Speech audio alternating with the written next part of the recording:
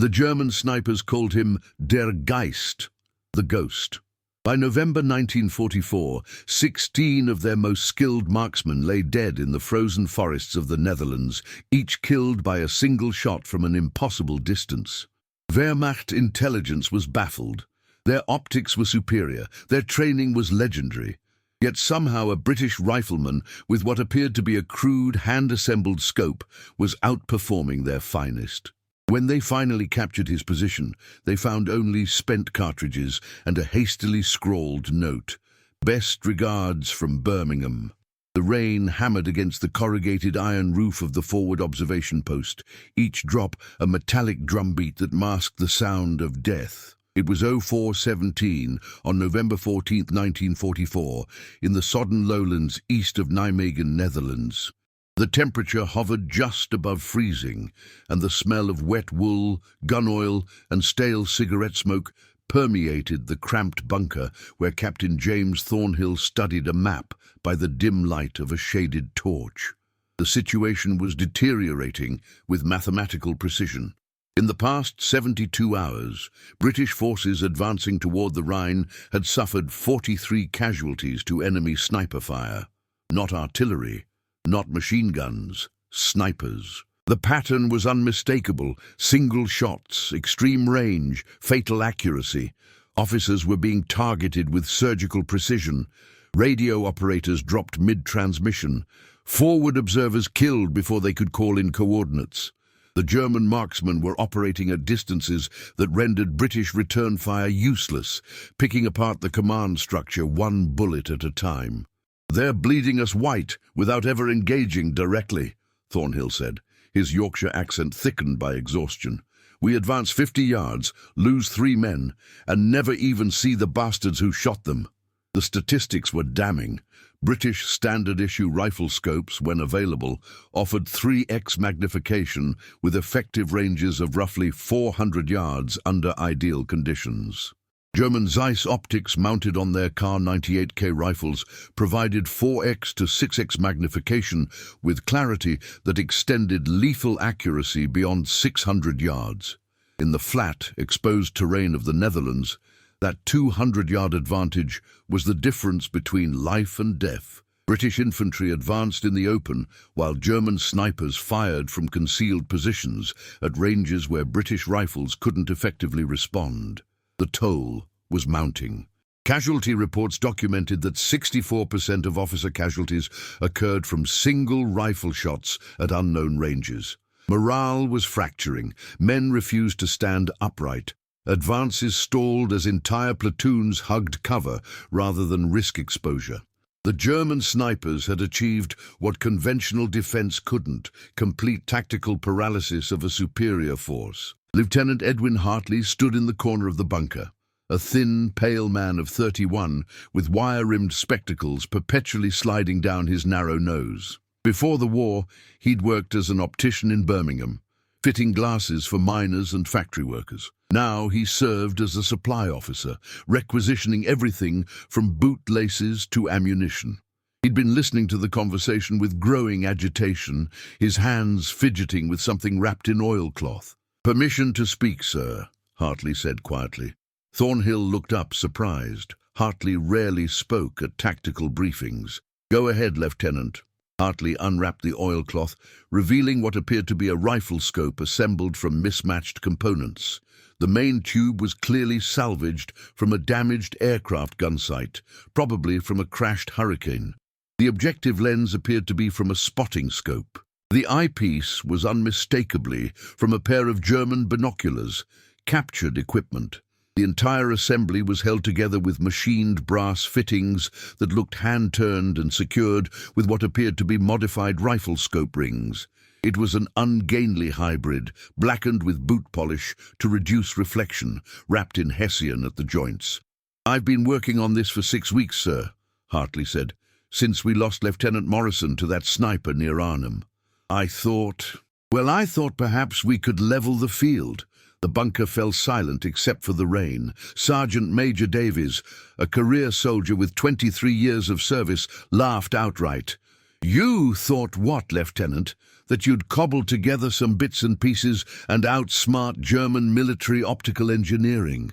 They've got factory-made Zeiss glass, designed by the finest precision manufacturers in Europe. You've got what appears to be the contents of a junk drawer. Several officers chuckled. It did look absurd, an amateur's attempt at precision engineering assembled under field conditions with inadequate tools.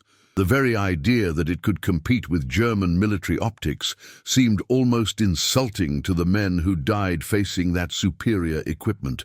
But Thornhill didn't laugh. He'd served long enough to recognize desperation masked as innovation. "What's the magnification, Lieutenant?" "7 power, sir," Hartley replied, his voice steady despite the ridicule.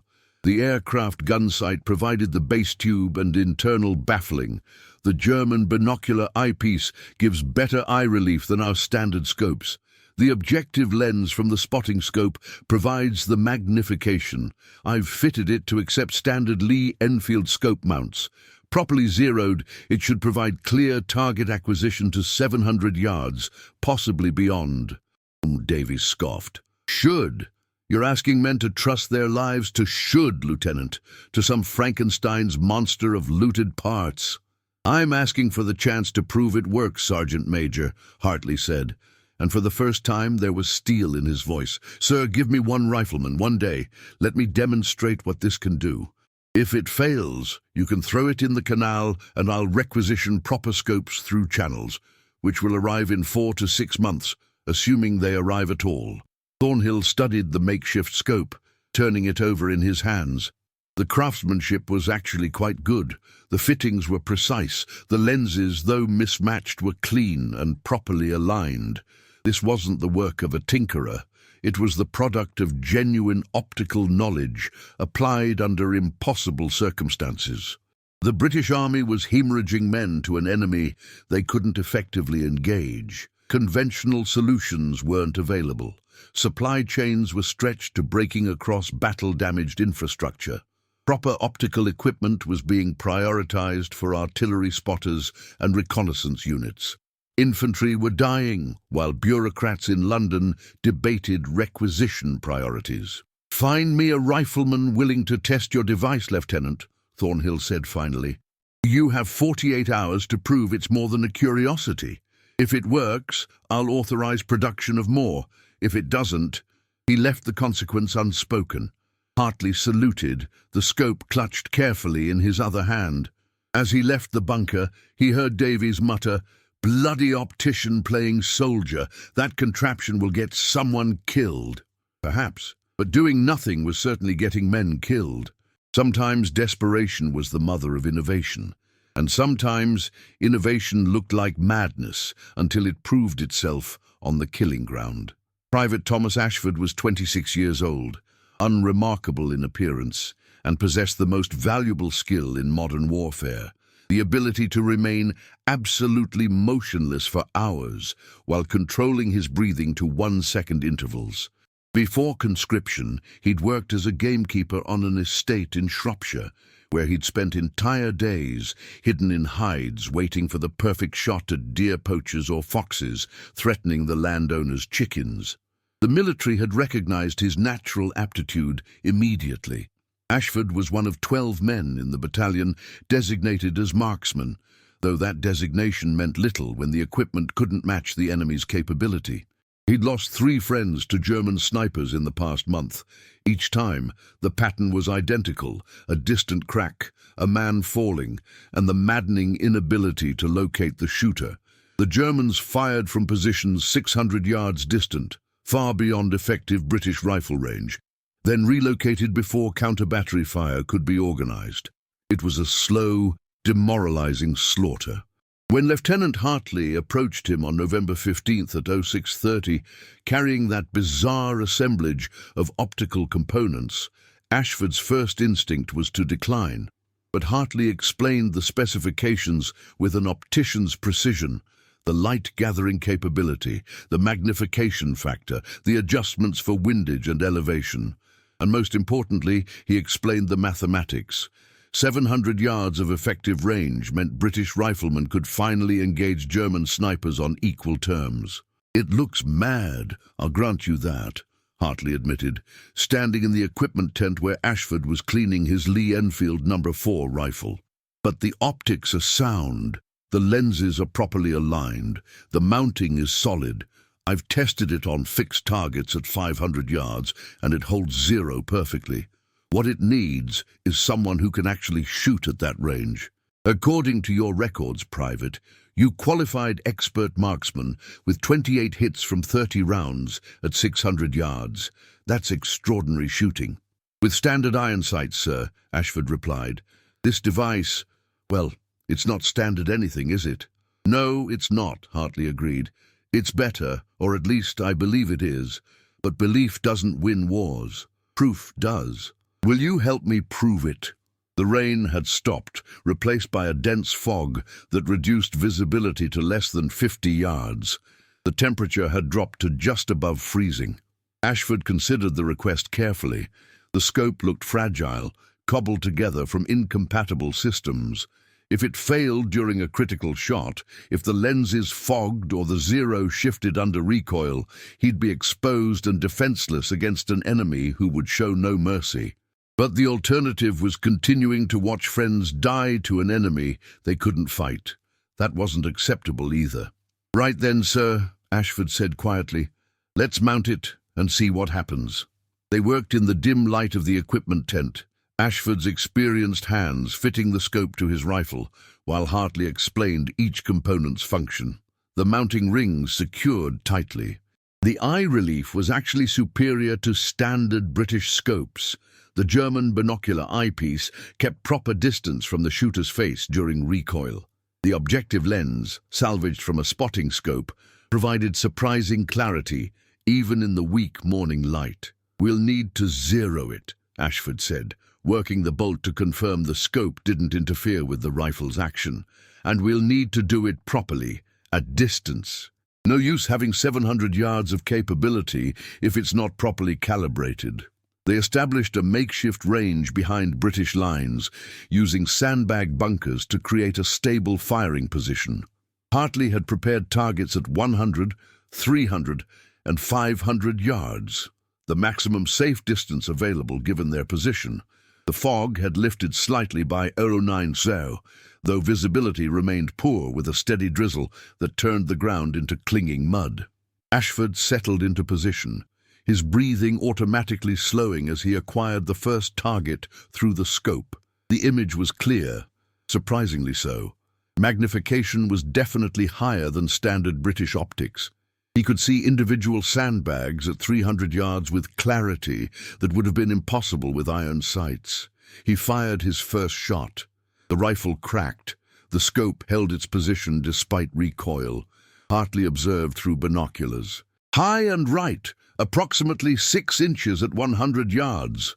Ashford made the adjustment, compensating for windage and elevation.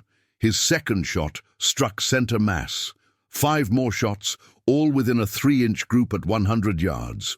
They moved to the 300-yard target. Again, the first shot required adjustment, but subsequent rounds grouped within 6 inches, acceptable combat accuracy. At 500 yards, in deteriorating weather conditions with poor light and steady rain, Ashford maintained a 12-inch grouping. That was extraordinary precision. "It holds zero beautifully," Ashford said, amazement creeping into his voice. "The clarity at distance is better than any British scope I've used. If this performs the same at 700 yards, sir, this changes everything." But field testing against paper targets was different from actual combat. They needed operational validation, and that meant engaging the enemy under real conditions. Captain Thornhill authorized a forward deployment to a position overlooking known German sniper activity along a contested tree line 600 yards from British positions. They moved into position at 14:30 on November 15th. The location was a partially collapsed stone farmhouse, its upper floor still intact enough to provide concealment and elevation. Ashford established his hide in what had once been a bedroom, creating a loophole through shattered masonry that provided a clear field of fire while keeping him deep in shadow. Hartley positioned himself as spotter, using captured German binoculars to scan the enemy-held tree line. For 3 hours, nothing moved. The rain intensified, then stopped entirely, replaced by weak sunlight breaking through clouds. At 17:47, with light fading, Hartley spotted movement. A barely perceptible shift in the camouflage netting concealed in an oak tree approximately 620 yards distant. "Target 11 o'clock, oak tree with exposed roots, 620 yards, Hartley whispered. "Elevated position approximately 20 feet up. I can see what might be optical reflection." Ashford swung the rifle slowly, acquiring the position through the makeshift scope. At first, he saw nothing. Then, as his eye adjusted, he detected it. The slightest geometric inconsistency in natural foliage, a straight line where nature produced only curves, and there, barely visible, the circular outline of a lens catching fading sunlight. The German sniper was perfectly concealed, positioned in a tree hide that would have been invisible to naked eye observation or iron sights. But through Hartley's 7-power scope, at 620 yards, Ashford could identify the threat. He calculated wind, approximately 8 miles per hour, from left to right. He adjusted for distance, for the upward angle, for the weight of the .303 British round, for temperature and humidity. He controlled his breathing. 1 breath, 2. On the 3rd exhale, he squeezed the trigger. The rifle cracked. Through the scope, Ashford saw the target jerk violently, then collapse forward, the camouflage netting rupturing as a body tumbled from the tree. At 620 yards, with a homemade scope assembled from salvaged components, he'd killed a German sniper who'd never known he was being observed. Hartley lowered his binoculars slowly. "Dear God," he whispered, "it actually works." "Better than works, sir," Ashford replied, already scanning for additional targets. "This might just save the entire bloody battalion." Word of Ashford's success reached battalion headquarters by 19:00 on November 15th. Captain Thornhill's response was immediate and pragmatic. Hartley was to produce 3 more scopes within 48 hours using available materials, while Ashford was given operational autonomy to engage enemy snipers as targets of opportunity. By November 16th at dawn, the makeshift scope had acquired a nickname among British troops, the Birmingham Special, named after Hartley's hometown. German forces remained unaware that anything had changed. Their sniper doctrine presumed optical and positional superiority.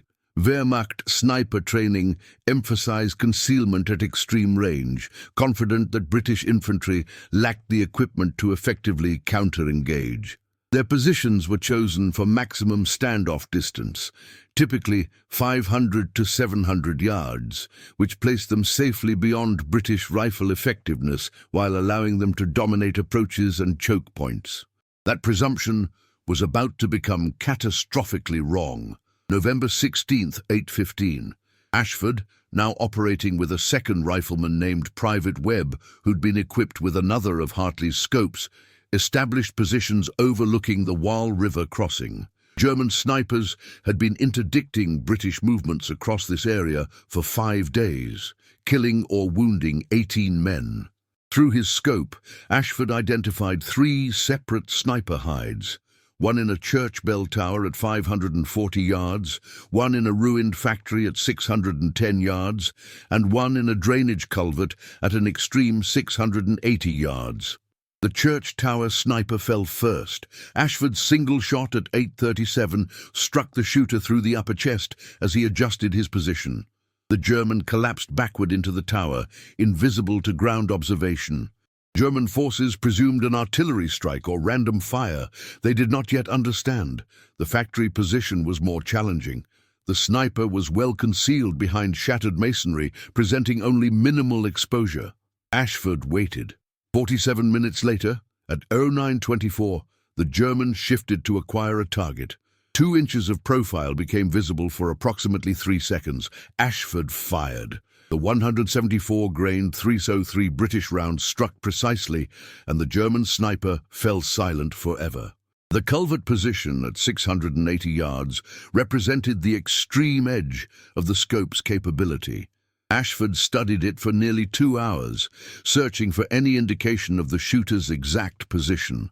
Finally, at 11:41, he detected it, the momentary reflection of sunlight off the German's scope as he adjusted his aim. Ashford calculated the trajectory, adjusted for the extreme range, and fired. The shot struck low, impacting the concrete lip of the culvert approximately 6 inches below the target. But the spalling effect of the bullet striking concrete sent fragments directly into the German sniper's face, causing him to expose himself in shock and pain. Ashford's follow-up shot 2 seconds later was fatal. 3 enemy snipers eliminated in less than 4 hours. British forces crossed the Waal River approach without a single casualty to sniper fire for the first time in 6 days. German intelligence reports from November 16th documented the anomalies with growing concern. 3 experienced snipers, Oberschütze Krause, Hauptgefreiter Dietrich, and Oberjäger Wolf, had failed to report. Their positions, considered secure due to extreme range from British lines, had been compromised through unknown means. Initial assessment presumed artillery, but no artillery fire had been reported in those sectors. The alternative explanation was impossible. British marksmen could not engage at 600 yards with lethal accuracy, but by November 17th, the pattern had become undeniable. 2 more German snipers fell to single rifle shots at extreme range. Hauptgefreiter Schmidt at 06:15 shot through the head at 590 yards while positioned in what should have been an impregnable tree hide. Jäger Becker at 10:42 killed at 620 yards while concealed in a barn loft that British rifles should never have penetrated. Wehrmacht Sniper Command issued an emergency tactical order. All snipers were to increase standoff distances to minimum 700 yards and avoid static positions longer than 1 hour.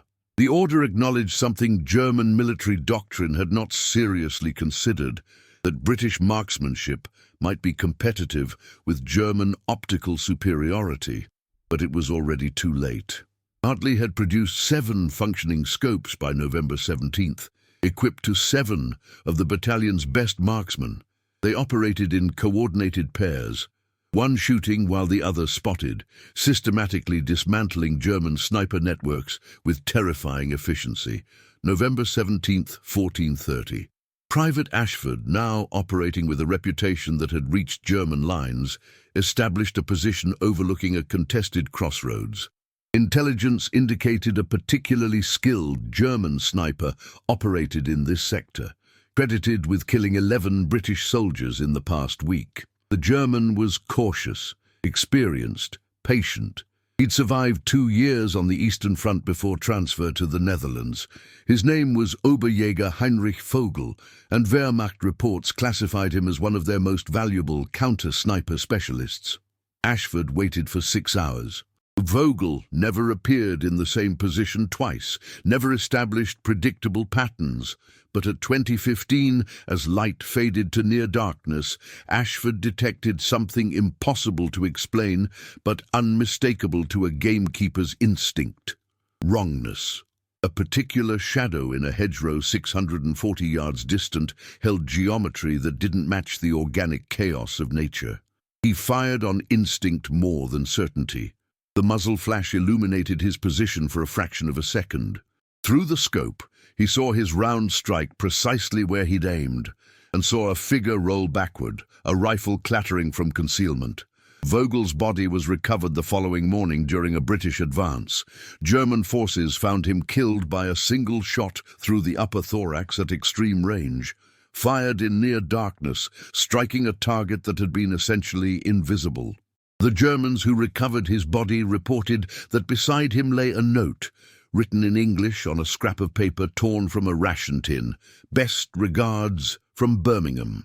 German intelligence reports dated November 18th, 1944, documented something unprecedented: the emergence of what they termed Der Geist, the ghost. A British marksman, possibly multiple marksmen, operating with optical equipment that matched or exceeded German capability, engaging at distances that should have been impossible, and demonstrating accuracy that Wehrmacht Sniper Command could not explain. Reports noted, enemy marksman demonstrates accuracy inconsistent with known British optical capabilities. Recommend immediate tactical reassessment. By November 18th, Ashford had personally eliminated 16 German snipers in 72 hours. Webb and the other equipped marksmen had accounted for 11 more. British casualties to sniper fire dropped 87% in 3 days. German snipers, once confident in their superiority, now operated with fear that they were the hunted rather than the hunters. The German officer who coined the term Der Geist noted in his report, "We do not understand how this is possible. Our equipment is superior. Our training is comprehensive. Yet we are being systematically destroyed by an enemy who should not possess this capability. This is not tactics. This is not luck. This is something else entirely." What it was, fundamentally, was British ingenuity applied with deadly precision. An optician from Birmingham, a gamekeeper from Shropshire, and a handful of salvaged optical components, proving that determination and innovation could overcome industrial superiority. The Germans had the finest equipment their factories could produce. The British had desperation, creativity, and Lieutenant Edwin Hartley's stubborn refusal to accept that better equipment wasn't available just because it hadn't been issued. Sometimes the war wasn't won by superior resources. Sometimes it was won by the man who refused to wait for permission to solve the problem himself. The war ended on May 8, 1945, though the immediate tactical impact of Hartley's makeshift scopes was felt long before that final victory. By December 1944, British ordnance officers, finally taking notice of field reports documenting the success of the Birmingham Special, authorized limited production of similar hybrid optical systems. 16 were manufactured at a small workshop in Eindhoven, Netherlands, using salvaged components and improvised machining. They were never officially designated, never entered formal supply ledgers, and were distributed exclusively to battalion marksmen operating in Northwest Europe. The statistics, compiled after the war when operational records were analyzed, told the story with numerical precision. British casualties to enemy sniper fire in sectors where Hartley's scopes were deployed dropped from an average of 12.4 casualties per week to 1.7 casualties per week, an 86% reduction. German sniper effectiveness, measured by confirmed kills per sniper per week, declined from 2.8 to 0.4 in the same sectors. The tactical paralysis that had frozen British advances dissolved. Infantry moved with confidence again.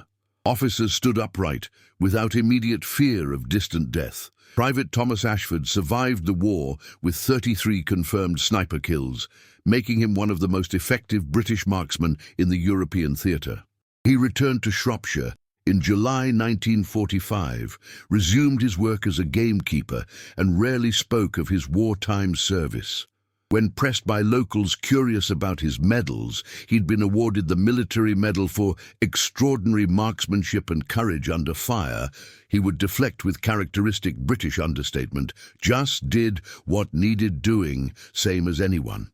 Lieutenant Edwin Hartley returned to Birmingham and reopened his optician's shop on Corporation Street.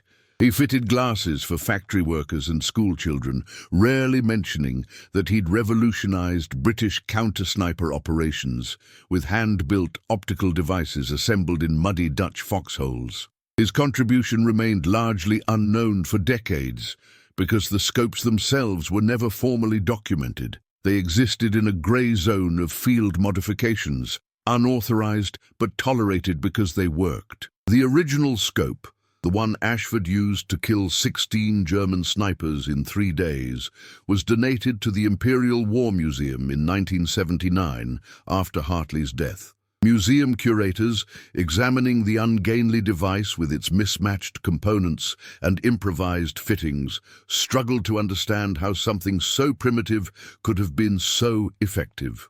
The description placard, displayed beside the scope in the museum's World War II section, reads, "Field Modified Rifle Scope, circa 1944, assembled from salvaged aircraft and captured German optical components by Lieutenant Edwin Hartley, Royal Army Service Corps. Effective range, approximately 700 yards.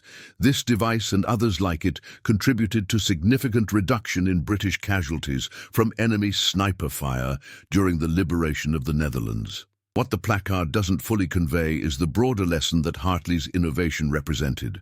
British forces in 1944 faced an enemy with superior equipment, superior training in specific domains, and superior industrial capacity in optical manufacturing.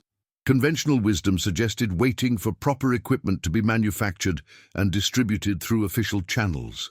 Hartley rejected that wisdom, understanding that men were dying while bureaucrats debated requisitions. His solution wasn't elegant. It wasn't standardized. It violated numerous ordnance regulations regarding unauthorized modifications to military equipment, but it worked, and working solutions deployed immediately saved lives that waiting for perfect solutions would have cost. The German military, despite its reputation for technical excellence and tactical innovation, never developed an equivalent response. Their optical superiority was assumed to be permanent, derived from superior German industrial design and precision manufacturing. When that superiority was neutralized by British improvisation, German doctrine had no answer. They could not conceive that an enemy with inferior resources might simply refuse to accept that inferiority as permanent.